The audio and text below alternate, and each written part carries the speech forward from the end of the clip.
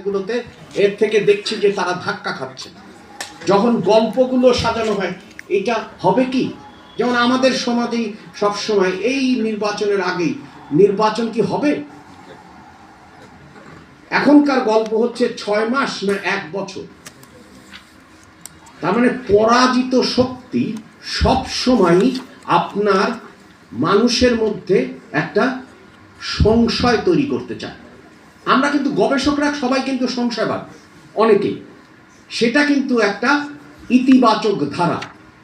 কিন্তু যদি আপনার একটা সংশয়, অস্থিরতা, অনিশ্চয়তার মাধ্যমে আপনি ঘোলা পানিতে যদি মাছ শিকার করতে চান, তাহলে কিন্তু সেটার প্রতিফলন মানুষ যখন আত্মবিশ্বাস নিয়ে নিজের অধিকার প্রতিষ্ঠা করতে চায়, তখন কিন্তু তার প্রতিফলন ঘটায়।